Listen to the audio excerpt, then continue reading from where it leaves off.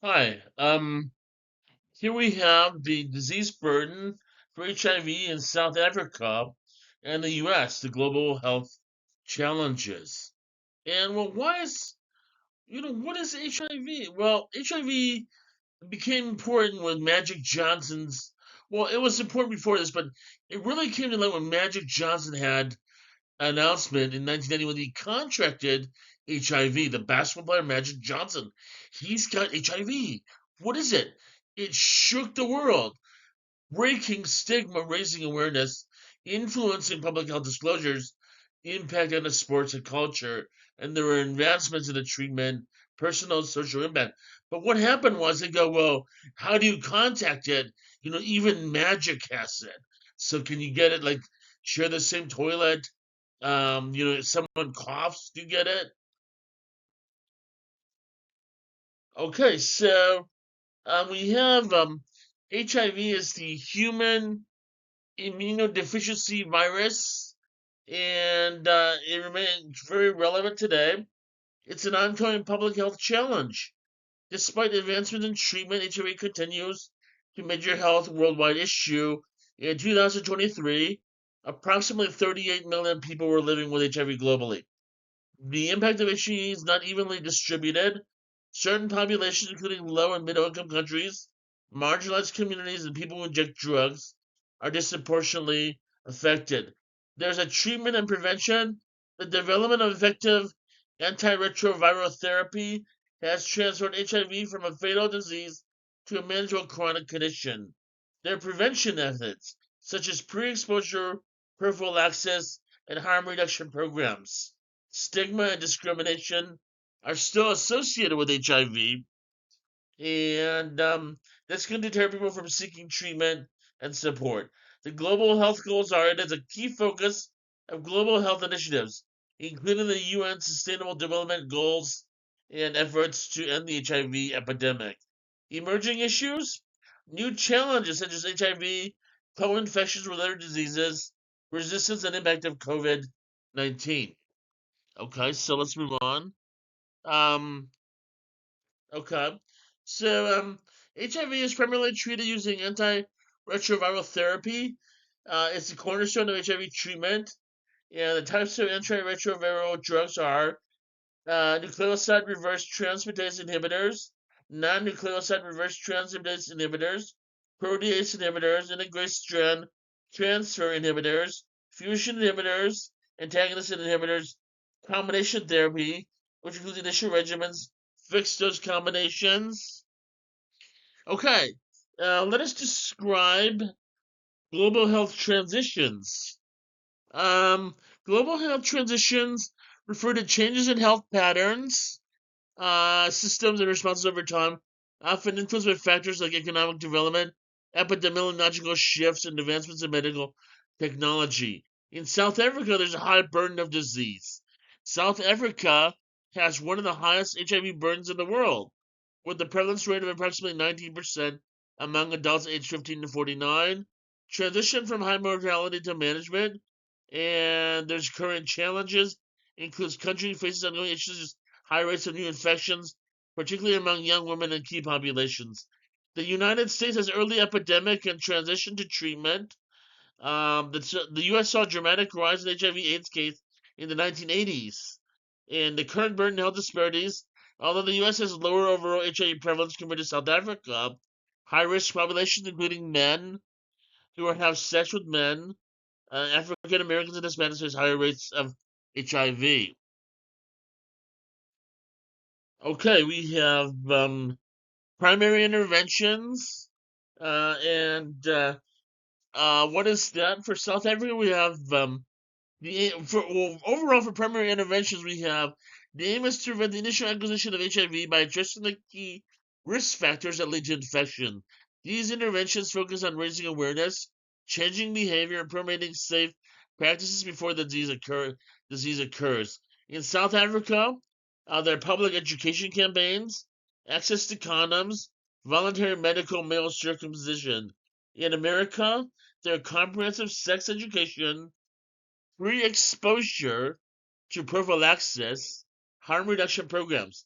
The secondary interventions include focus on early detection and prompt treatment of HIV to prevent progression to more advanced stages, reduce transmission, and improve quality of life for those affected. South Africa includes HIV testing and counseling, integration of HIV services into maternal care, partner innovation services, U.S., routine HIV screening, linkage to care programs, behavioral counseling. Tertiary interventions include the aim to manage HIV infection in individuals with chronic HIV to prevent complications, reduce disease progression, and improve quality of life. South Africa's long-term ART adherence programs, management of opportunistic infections, nutritional and mental health support. The U.S. has chronic disease management, comprehensive case management, community support programs. These interventions across primary, secondary, and tertiary levels focus on addressing the specific risk factors, health systems, and social context of both South Africa and the United States in reducing the burden of HIV. Okay, so we have global health priorities. Um, Concerning HIV, reflect the need to address the disease burdens. For South Africa, we have scaling up access to treatment, prevention strategies, and we have addressing structural and social factors, strengthening healthcare systems, focus on research and innovation. U.S. has expanding access to care and treatment, prevention and education, addressing health disparities, integrating services and care, global leadership in policy and research and development. Okay. How about next? Socioeconomic determinants of health in regards to HIV in South Africa and the U.S. Socioeconomic determinants of health play a significant role shaping the impact and management of HIV in both South Africa and the United States. These determinants influence the risk of infection, access to care, treatment outcomes, and overall health status. Here's a look at how socioeconomic factors affect HIV in these two contexts. We have poverty and economic inequality, education awareness, gender inequality, housing and living conditions, employment and economic opportunities. We have income and economic inequality in the U.S., education, employment, racial and ethnic disparities, housing and living conditions, healthcare system, and policy. Now, how about environmental determinants of health? Effectively, the HIV epidemic in both South Africa and the U.S. Environmental determinants of health significantly influenced the HIV epidemic in both South Africa and the U.S. These determinants encompass physical, social, and economic environments that impact health outcomes and the management of HIV. Here's an analysis of how environmental factors affect HIV in these two countries. South Africa. Physical environment includes urban versus rural disparities. In South Africa, there are significant disparities between urban and rural areas. Urban areas may have better access to healthcare services and HIV-related resources compared to rural regions where healthcare infrastructure may be limited. There's sanitation and housing. Inadequate sanitation and housing conditions in certain areas contribute to higher risk of infections and complicate the management of HIV. Social environment, community support systems, stigma, discrimination, economic environment, access to resources, physical environment, social environment. So, in summary, South Africa and the U.S. experience different environmental determinants that affect the HIV epidemic. South Africa faces challenges related to disparities between urban and rural areas, poor sanitation, economic conditions, and social stigma, which impact HIV prevention, treatment, and cure. And the United States contends with issues such as geographic disparities in healthcare, access, homelessness, economic inequality, and stigma, which influence HIV outcomes and access to care. Health and human rights in regards to HIV in South Africa and the U.S. Okay. Health and human rights are deeply interconnected with HIV epidemic in both South Africa and the U.S. Ensuring that human rights are respected and upheld is crucial for effective HIV prevention, treatment, and care. We have South Africa. We have access to healthcare. And we have barriers to access. We have stigma and discrimination, gender inequality, rights of key populations, HIV and human rights frameworks. U.S. access to healthcare, stigma, discrimination, racial and ethnic disparities, rights of key populations. Um, yeah. Okay. Discussing global financing, which plays a crucial role in the response to HIV, impacting how resources are utilized. Um, okay. In South Africa, there's domestic financing, government funding. The South African government allows a portion of its national budget to HIV/AIDS programs. This funding supports antiretroviral therapy, prevention programs, and healthcare infrastructure. However, the extent and effectiveness of domestic financing can be influenced by economic constraints and competing health priorities.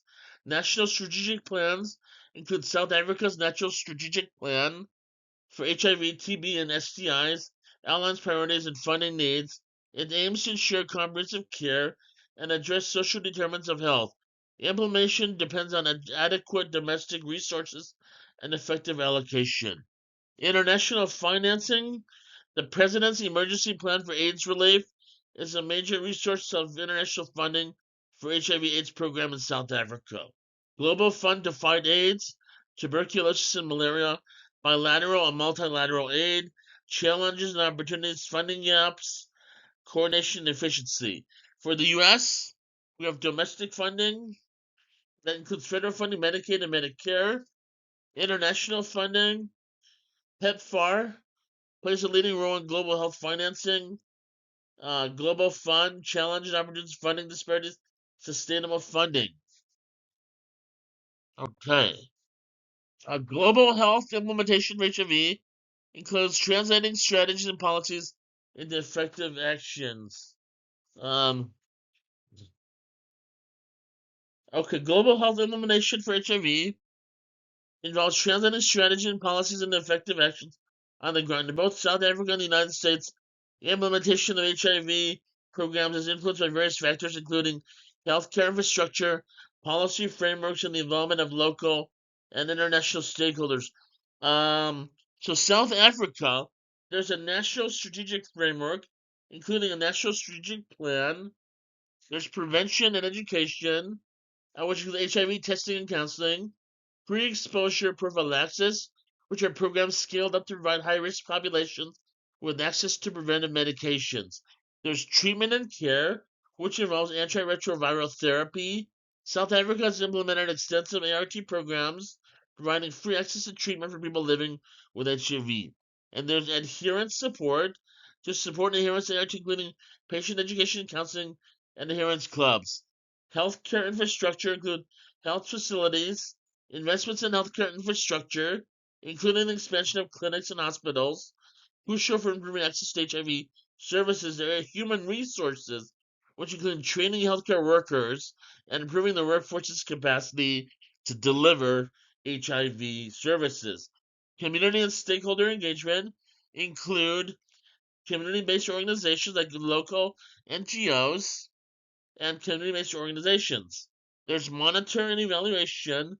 South Africa uses surveillance systems and data collection tools to monitor the HIV epidemic and assess the effectiveness of interventions. How about for the U.S.? Well, we have National HIV Strategy, National HIV/AIDS Strategy, outlines the U.S. government's approach to reducing HIV incidence, improving health outcomes, and reducing health disparities. There's integrated care. The strategy emphasizes integrating HIV care with other health services, prevention and education, HIV testing and screening. The U.S. implements routine HIV testing in healthcare settings and community-based testing initiatives. Pre-exposure prophylaxis are widely available with efforts focused on increasing access for high-risk populations. Treatment and care. Antiretroviral therapy is widely accessible in the U.S., supported by federal and state programs, including the Ryan White HIV/AIDS program. Adherence and support services. Programs provide support for adherence to ART. Healthcare infrastructure, healthcare access. The U.S. has a well-developed healthcare infrastructure, but disparities in access remain. Efforts focus on expanding access to HIV care through programs such as Medicaid expansion and the Affordable Care Act. Workforce development, training healthcare providers, and enhancing capacity of the workforce to deliver HIV services is important. Continuing education and professional development to support effective care delivery. Community and stakeholder engagement. And there's monitoring and evaluation, surveillance system program evaluation, and global health implementation for HIV in South Africa and the United States involves a range of strategies tailored to their specific context. South Africa focuses on scaling up services and addressing infrastructure challenges with significant international support. The U.S. emphasizes comprehensive care, addressing disparities and leveraging existing infrastructure. Both countries benefit from robust monitoring and evaluation systems to guide their HIV responses and improve health outcomes. Discuss interprofessionalism in global health in regards to HIV. Interprofessionalism in global health refers to the collaborative approach involving multiple healthcare professionals from different disciplines working together to address health issues. In the context of HIV, interprofessionalism is essential for providing comprehensive care, optimizing treatment outcomes, and addressing the multifaceted challenges associated with the disease.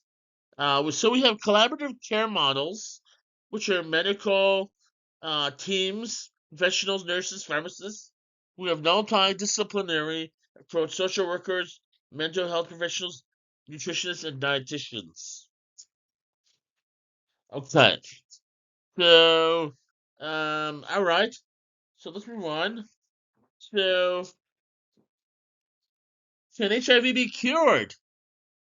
As of now, there's no definitive cure, but significant progress has been made in managing and controlling the virus. Okay, current treatment, antiretroviral therapy. There's HIV cure research, functional care, sterilizing cure, notable progress, challenges, and future directions. What does the future look like for HIV?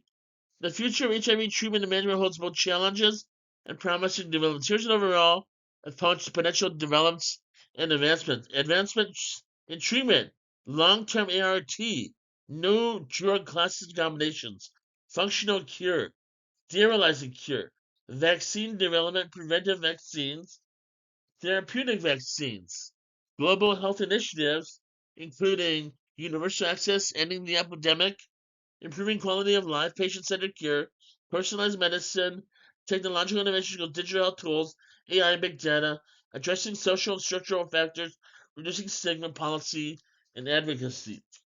So the best preventive measure is just using protection during sex or pre-exposure prophylaxis, was daily medication taken by people who are at high risk to reduce the chance of infection. Post-exposure prophylaxis, if you think you're exposed to HIV, taking PEP with 72 hours can prevent the virus from establishing an infection. Regular testing and early treatment. Avoid sharing needles. Reduce the number of sexual partners. Mother-to-child transmission prevention. Educational and awareness. Safe blood practices. Post-sexual exposure measures.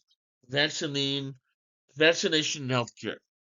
In summary, preventing HIV involves a combination of protective measures, regular testing, medical interventions, and education. Each measure contributes to reducing the risk of HIV transmission and maintaining overall sexual health. Okay, so my disease burden was HIV, and HIV is a very common disease burden now. Magic Johnson had it, and a lot of stuff has been mentioned about how to treat it, how to prevent it, and I think I learned a lot about the various aspects of HIV and global economics, socioeconomics, uh, equitability, and I think that basically we just got to live with it and try to avoid it and do our best to do preventive measures for avoiding it and to contain it when we can. I think that there will be a cure someday. someday, probably pretty soon. We had Dr. Ho of what is that? Diamond Head was coming up with a cocktail to effectively neutralize it, and so the prospects are good. Medicine is I don't bet against medicine, okay, and I think we're gonna do it. Okay, bye bye.